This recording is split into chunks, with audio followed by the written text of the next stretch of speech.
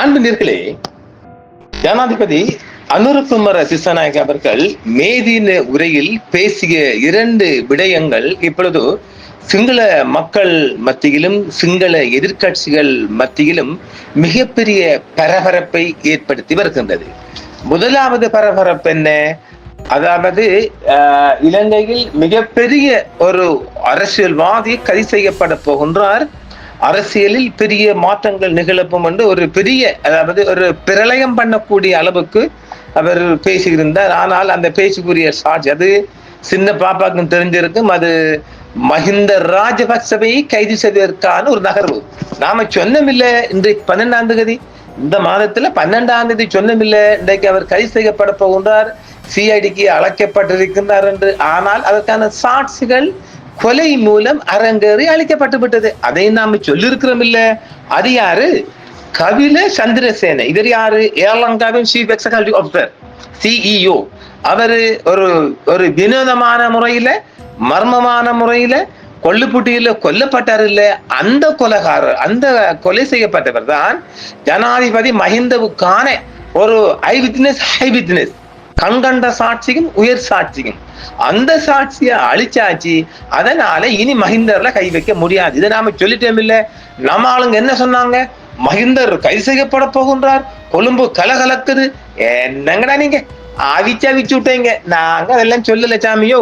ஆனால் வேதமன்று அவர் ஆற்றிய உரையின் தாக்கம் தான் அவர் படுகொலை செய்வதற்கான காரணமாக அமைந்தது. யாரு? ஜனாதிபதி என்பவர் மிக அனுபவசாலி. 4 மணி நேரம் தொடர்ச்சியாக நாடாளுமன்றத்தில் கலக்கிய ஒருத்தர் ஒரு நகர்வை செய்ததால் அதுல வர பின்விளைவை பத்தி அறியாம சொன்னது கொஞ்சம் சின்ன பிள்ளைத்தன மாறி தெரியல. அது வாய் துறக்காம இருந்தால் இந்த கபில சந்திரசேன காப்பாற்றப்பட்டிருப்பார், அரசு தரப்பு சாட்சியாக மாறி இருப்பார். அதற்கான நகர்வு நடைபெற்றது. ஆனால் அவரை பாதுகாக்கல, அரசாங்கம் கபிலையை பாதுகாக்கல. முதலாவது குற்றம். 2ஆம் குற்றம், இதை யாரு கொலை செஞ்சேன்னு இன்னும் பிடிக்காம இருக்கிறான் பாருங்களேன். யாரப்பா செஞ்ச? யார் அந்த பிளக்ஷீட்? இதுவரையும் தெரியல. நான் சொல்ல மாட்டேன். என்ன கேட்டா போலீஸ் அடிச்சுக்கிட்டாலும் நான் சொல்ல மாட்டேன். ஆனா அது எல்லோருக்கும் ஓரளவு புரியக்கூடிய விடயம் தான். சரி, மே தினத்தன்று மகரகமையில் ஜனாதிபதி அவர்கள் ஆற்றிய உரையில் திருடர்களை பிடிப்பது குறித்து ஜனாதிபதி அனுரகுமார திசாநாயக்க குறிப்பிட்டது பெரும் பரபரப்பை ஏற்படுத்தி இருக்கிறது. மற்றொரு விடயம், நீதித்துறையில் ஜனாதிபதி, நாம 2ஆம் விடயத்தை சொல்ல மட்டும் இல்லை, நீதித்துறையில் ஜனாதிபதி அவர்கள் தலையிடுகின்றார் என்ற ஒரு பிரச்சனையும் வந்துட்டு, இது மனித உரிமைகள் அமைப்பு எங்கிறதுக்கு அப்பால் கொமன்வெல்த் நாடாளுமன்றம் வரையும் இந்த முறைப்பாடு செய்வதற்கான சாத்தியக்கூறும் இருக்கின்றது.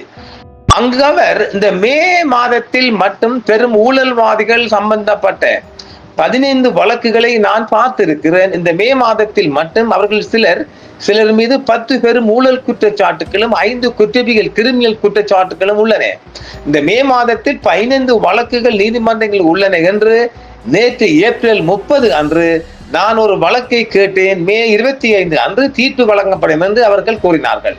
நேற்று அந்த டேட்டுக்குரியதான். நேற்று இன்னும் நேற்று அல்ல, நேற்று அந்த வழக்கு விசாரிக்கப்பட்டது. தீர்ப்பு மே 25 அன்று வழங்கப்பட உள்ளது. காத்திருந்து கைதட்டுங்கள். மே 25 என்று ஜனாதிபதி கூறியிருந்தார். மே 25 வருவதில்லை, திங்கட்கிழமை. அதற்கு முன்னாமே செய்தியை தந்துட்டோம் இல்லோ. இது அரசியல் அமைப்புக்கு விரோதமான கூற்று அல்ல. நீதித்துறையின் விவகாரங்களை கவனிக்கும் எந்த ஒரு குடிமகனும் இத்தகைய யூகத்தை செய்ய முடியும். இந்த எதிர்கட்சிக்கு கிடைச்ச ஒரு ஆயுதம் இல்லையா இது? பாருங்க. இருப்பினும் இது ஜனாதிபதி அனுரகுமார திசாநாயக்க அவர்கள் கூறியிருக்க கூடாத ஒரு கூற்றாகும் நாங்க சொல்லுவோம். அந்த கூற்றின் மூலம் ஜனாதிபதி நீதித்துறையில் செல்வாக்கு செலுத்துகிறார் என்று யார் வேண்டுமானாலும் குற்றம் சாட்டலாம். மேதின மேடையில் நீதிமன்ற தீர்ப்புகள் குறித்து ஜனாதிபதி வெளியிட்ட கூற்றின் மீது கவனத்தை ஈர்க்குமாறு ஜனாதிபதியிடம் கோரி பிரதமர் நீதிபதி ஒரு குறிப்பாணையை அனுப்பியிருந்தார் என கூட்டு எதிர்கட்சியின் ஒருங்கிணைப்பாளர் பேராசிரியர் GL பீரிஸ் அவர்கள் கடந்த வாரம் தெரிவித்திருக்கின்றார். வந்துட்டா சிக்கல் வந்துச்சா? இடியாப்பி சிக்கல் ஆயிடுச்சா? இப்ப CG அவர்களே ஜனாதிபதி கிட்ட கேட்கிறாங்க, நோட்டீஸ் போட்டு கேட்கிறாங்க. கடந்த வாரம் நடைபெற்ற ஊடக சந்திப்பில் தெரிவித்தார் GL பீரிஸ். நீதிமன்ற தீர்ப்பு அறிவிக்கப்படுவதற்கு முன்பு அதை பற்றி நீதிபதிக்கு மட்டுமே தெரியும் என்றும், அதை 3ஆம் தரப்பிற்கு தெரிவிக்க அவருக்கு உரிமை இல்லை என்றும், இது நீதிமன்றத்தின் விவகாரங்களில் ஒரு முறையற்ற தலையீடு என்றும் பேராசிரியர் GL பீரிஸ் கூறுகிறார். இந்த கூற்றின் மூலம் ஜனாதிபதி தன்னை தாக்குவதற்கு எதிர்கட்சிக்கு ஒரு புதிய ஆயுதத்தை வழங்கி இருக்கின்றார். வந்துச்சா? சும்மா இருந்த வாக்கி அவளும் தேங்காயும் வாக்கில போட்டு கொடுத்தாச்சா? எதுக்கு எதுக்கு இது எதுக்கு? நாம ஏன் அதை சொல்லுவான்? சொல்லாம செய்யணுமே, செஞ்சு மட்டும் சொல்லணும். இந்த கூற்றின் மூலம் ஜனாதிபதி தன்னை தாக்குது, அவரை தாக்குதற்கு, அதாவது தனக்கு தானே சூனியம் செய்யறன்னு சொல்லலாம். தமிழ்ல செஞ்சுட்டாங்க இல்லையா? இலங்கை அரசியல் அமைப்பின்படி நீதித்துறையின் சுதந்திரம் ஒரு அடிப்படையில் ஜனநாயக கோட்பாடாகும். ஜனாதிபதியோ அல்லது ஒரு அரசியல் தலைவரோ நீதித்துறையில் செல்வாக்கு செலுத்தவோ, நீதிபதிக்கு அச்சுறுத்தல் அல்லது அறிவுரை கூறும் விதத்தில் பேசவோ, நடந்து கொண்டிருக்கும் வழக்குகளில் தாக்கத்தை ஏற்படுத்தக்கூடிய கூற்றுக்களை வெளியிடவே முடியாது. ஒரு தீர்ப்பு ஜட்மெண்ட் கொடுக்க போற நீதிபதி அவருக்கு மட்டும்தான் வழங்கும். அவர் நினைச்சா டேட்டை போஸ்ட்போன் பண்ணலாம், அன்றைக்கும் கொடுக்கலாம். எப்படி நீங்க சொல்லுவீங்க? பொது மேடையில பொதுமக்கள் மத்தியில ஜனாதிபதிக்கு அதிகாரம் இல்லை, எனக்கும் கிடையாது. ஆக ஜனாதிபதி அவர்கள் நீதித்துறையின் சுதந்திரத்தில் செல்வாக்கு செலுத்தினாரா என்ற கேள்வி பரவலாக சிங்கள தேசத்துல வந்துடுச்சு. அவ்வாறு செய்வது சட்டத்தின் ஆட்சிக்கும் நீதித்துறை சுதந்திரத்துக்கு முரணாகும். இலங்கை அரசியலமைப்பின்படி நீதித்துறை ஒரு சுதந்திரமான நிறுவனமாகும். நீதிமன்ற தீர்ப்புகளை வழங்குவதற்கான நேரம், தேதி மற்றும் நடைமுறை ஆகியவை நீதித்துறையாலேயே நிர்ணயிக்கப்படுகின்றன. அதுவும் ஜட்ஜ் மாத்திரம்தான். அது எம்சிஆர் இருக்கட்டும், ஹைகோர்ட்டா இருக்கட்டும், டிசிஆர் இருக்கட்டும், எந்த நீதிமன்றம் தீர்ப்பு வழங்க போற நீதிபதி மட்டும்தான் அதை தெரிஞ்சிருக்கணும். வேற யாருக்கும் தெரிய, ஏன் கீழே இருக்கிறவருக்கும் தெரிய வாய்ப்பு இல்லை. ஆக அது ஒரு பிழையான விடயமாக பார்க்கப்படுகின்றது. நீதிமன்றங்களின் தீர்ப்புகளை வழங்குவதற்கான தேதி, நேரம் மற்றும் நடைமுறை ஆகியவை நீதித்துறையால நீதிபதி மட்டுமே வழங்க முடியும். ஒரு அரசியல்வாதியோ அல்லது ஜனாதிபதியோ நீதித்துறையை பாதிக்கும் வகையில் அறிக்கைகளை வெளியிட்டால் அது நீதித்துறையின் சுதந்திரத்தில் ஒரு சிக்கலை ஏற்படுத்தக்கூடும். நீதித்துறையின் சுதந்திரத்தில் செல்வாக்கு செலுத்தியதாக ஜனாதிபதி அனுரகுமார திசாநாயக்க அவர்கள் மீது குற்றச்சாட்டை முன்வைக்க எதிர்கட்சிகள் தயாராகி வருகிறது. ஒண்ணு நடக்க போறல, ஆனா டேமேஜ் ஆகும், ஒரு குட்டுலும். எதிர்கட்சி ஒன்று நடத்த போறல, ஒரு புல்லாங்களும் வாசிக்க முடியாது இல்ல. அவங்க பலம் இல்ல வாக்கள் தானே. இது பலம் பொருந்திய கட்சி இல்ல, ஆனாலும் கொஞ்சம் தலைகுனி வருது இல்ல. அதைத்தான் நாம சொல்ல வந்திருக்கிறோம் சாமி. எதிர்காலத்தில் எதிர்கட்சி அரசியல்வாதிகளுக்கு எதிராக வழங்கப்படும் அனைத்து நீதிமன்ற தீர்ப்புகளின் நம்பகத்தன்மையும் அளிக்கப்படும். இதன் மூலம் நீதித்துறை செயல்முறை பலவீனப்படுத்தப்படும். உண்மையில் ஜனாதிபதியின் மகரகம மேதின உரை ஒரு மீறல் மற்றும் அது எதிர்கட்சியின் வலையில் தானாக முன்வந்து விழுந்த ஒரு படியாகும். நாம அழகா தெளிவா சொல்லலாங்க, எந்த எல்லைக்கு நாம போக தயாரா இல்லை. அதாவது இது ஜனாதிபதி அவர்கள் தனக்கு தானே சூனியம் செஞ்ச மாதிரி தான். அனுர அவர்கள் திருடர்களை பிடித்தார்களா? மேலோட்டமாக பார்க்கும் போது தேவையற்ற உரையாக தோன்றும் வகையில் நீதிமன்றத்தில் நிலுவையில் உள்ள வழக்குகள் குறித்து தனது கருத்துக்களை வெளிப்படுத்த ஜனாதிபதி அனுரகுமார திசாநாயக்க அவர்கள் ஏன் முன் வந்தார்? இதன் சின்ன பிள்ளைத்தனமா இருக்குல்ல. அனுரகுமார திசாநாயக்க அவர்கள் ஒரு அனுபவமிக்க அரசியல் தலைவர், அதுக்கு சந்தேகமே கிடையாது. எனவே அவர் தற்செயலாக அத்தகைய அறிக்கையை வெளியிட்டாரா அல்லது அரசியல் அழுத்தத்தின் விளைவாக வெளியிட்டாரா என்ற கேள்வியும் சிங்கள தேசத்தில் எழுந்திருக்கு சாமி. இந்த உரைக்கான காரணம் அவர் மீதான அரசியல் அழுத்தமும் அவர் இருக்கும் தோல்வியிட்ட நம்பிக்கையற்ற சூழ்நிலைமை ஆகும் என்றுதான் சிங்கள தேசத்திலே சொல்றாக. நமது நாட்டை பொருளாதார திவால் நிலைக்கு கொண்டு வந்த அரசியல் திருடுகளை தண்டிப்பது அல்லது திருடுகளை பிடிப்பது மற்றும் இளஞ்சம் ஊழல் இல்லாத ஒரு அரசியல் கலாச்சாரத்தை நிறுவது என்பதே தேசிய மக்கள் சக்தியின் தேர்தல் அறிக்கையின் மிகவும் பிரபலமான அம்சமாக இருந்தது.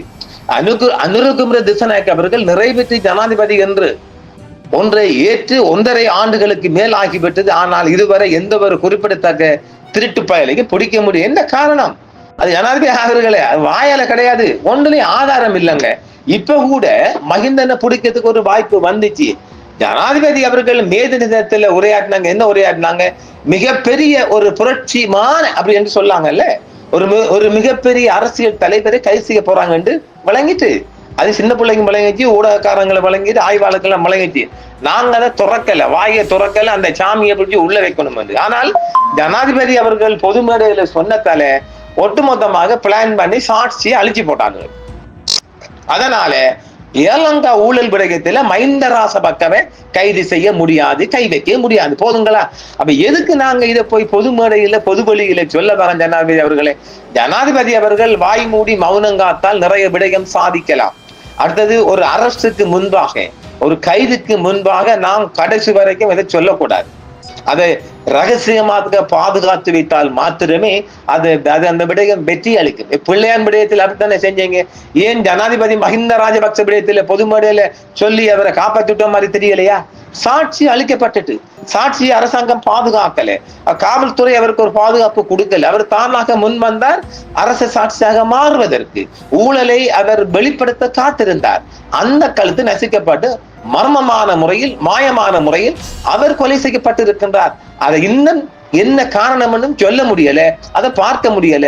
நீதிமன்றத்துல சப்மிஷன் கூட சமர்ப்பிக்க முடியாது. ஆக மஹிந்த ராஜபக்ச காலத்தில் செய்யப்பட்ட எந்த ஒரு ஊழலும் அதாவது அதை தண்டிப்பதற்கான ஒரு ரீசன் கிடைக்கவே இல்லை. சாட்சிகள், ஆதாரங்கள் அத்தனையும் அளிக்கப்பட்டு விட்டது. அதே மாதிரி தான் நாங்க ஈஸ்டர் குண்டை தொடர்ந்து சொல்லி வரோம். இல்ல அதை புள்ளக்குட்டி அதுக்குள்ள தண்டிக்கல, அது இவன் சுரேஷ் சாலி தண்டிக்கல, அது ஆதாரம் இல்லைங்க. சும்மா தெருவில் வார கேச வச்சு பிடிஐக்கள் அவனை கழிஞ்சா விடுவாங்களா? அவங்கள் எஃப்ஐஆர் போட்டிருக்காங்க உச்ச நீதிமன்றத்தில், அது கொடுத்தாகணும். சட்டத்துக்கு அது பிள்ளையானே. நீங்க பிடிச்சி வைக்கலாம். சட்டத்துல சட்ட மேதைகள் மோதுகின்ற போது புள்ளக்குட்டியும் பலியாகும், சுரேஷ் சாலியும் பலியாகும். ஆக ஈஸ்டர் குண்டி படிப்பில் ஒன்றும் பண்ண முடியல. பிரான்ஸ் வரையும் போனோம் இல்ல, சாட்சியை கொண்டு வந்தோம் இல்ல, அந்த சாட்சி செல்லுபடி ஆகாது என்ற அளவுக்கும் வேலை பார்க்க போறாங்க. வாக மிகப்பெரிய ஒரு விடயம் அரங்கேறிருக்கு. அடுத்த ஒரு செய்தியும் இலங்கை செய்திக்குள்ளே வாரம் மிகப்பெரிய ஒருத்தரை கைது செய்யுமாறு நீதிமன்றம் உத்தரவிட்டிருக்கு. அந்த செய்தியும் தொடர்ந்து அள்ளி வருமா இன்னும் 3 மணி நேரம் கடந்து அந்த செய்தியும் பார்ப்போம். நண்பர்களை மீண்டும் சந்திப்போம். என்றும் உங்களுடன் சன்ரைஸ் இந்தியா டிவி சப்ஸ்கிரைப் பண்ணுங்கள், பெல் பட்டனையும் கிளிக் செய்யுங்கள். உங்கள் ஆதரவே எங்கள் சேவை. ஆதரவு தாருங்கள், அரவணைப்போம். மறக்காம சர்ப்ரைஸ் பண்ணுங்க. தேங்க்யூ.